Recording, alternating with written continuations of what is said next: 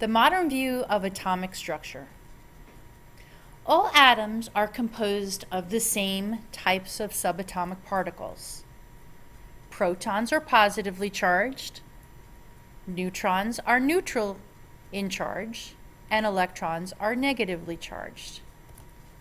However, when we look at the different elements, they differ in the number and arrangement of these subatomic particles. So let's look at the notation for atoms. And the first thing we need to know before we can deal with the notation of atoms are the symbols for the elements. So we're going to use lithium as our example. And the symbol for lithium is Li.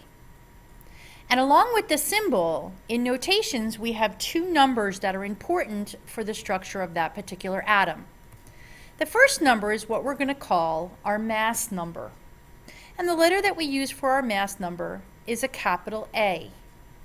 And in our notation for atoms, the mass number is located on the top of the symbol. The mass number tells us the number of positively charged protons and neutral neutrons in the nucleus of that particular atom. So here we're looking at an atom of lithium that has a total of 7 protons and neutrons. The other number that we write in our symbol is called the atomic number. And the letter that we use to designate the atomic number is a capital Z. And that number is written on the bottom. The atomic number tells us just the number of protons that are located in the nucleus of the atom. The number of protons identifies the element that the atom belongs to, so oftentimes that number is not written because you can look on the periodic table and find it. So if we look at an atom of lithium with the symbol to the right, since the atomic number is 3, there are 3 protons in the nucleus of that atom. Since it's a neutral atom, protons and electrons have to be the same, so it must have 3 electrons outside the nucleus. And to figure out the number of neutrons, we would have to take the mass number and subtract the atomic number. So 7 minus 3 tells us that this particular atom has 4 neutrons in its nucleus. Let's look at 2 examples of sodium atoms. On the left-hand side, we have sodium with a mass number of 23 and an atomic number of 11. That means that this atom has 11 protons in its nucleus and 11 electrons outside its nucleus. And 23 minus 11 tells us we've got 12 neutrons in the nucleus. Over on the right-hand side, we have another atom of sodium. This atom has 24 for its mass number and 11 for its atomic number. So that means we've got 11 protons in the nucleus, 11 electrons outside the nucleus, and 24 minus 11, or 13 neutrons in the nucleus. So let's compare these 2 atoms of sodium.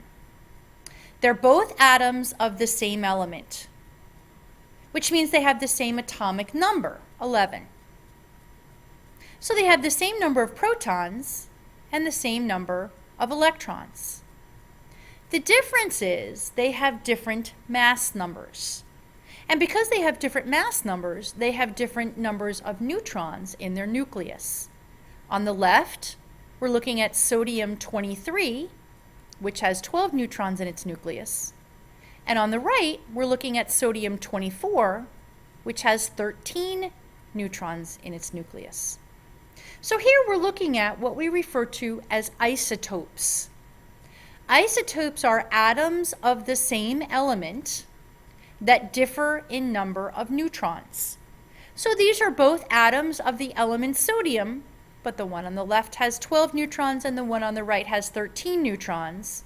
So that changes their mass numbers. Now let's talk a little bit about ions. Ions deal with gaining or losing electrons. Now we have to think about what the charge on an electron is. Electrons are negatively charged.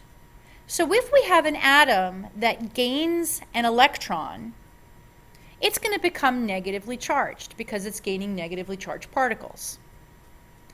If we have an atom that loses electrons, it's losing negatively charged particles, so it's going to become positive. And when we gain and lose electrons, we change the charge on the atom. And charged atoms are called ions. We have two types of ions. Our first type of ion is called a cation. So think about what you call the feet on a cat. Feet on a cat are called paws. This is kind of quirky, but when we look at cations are positive, like cats have paws.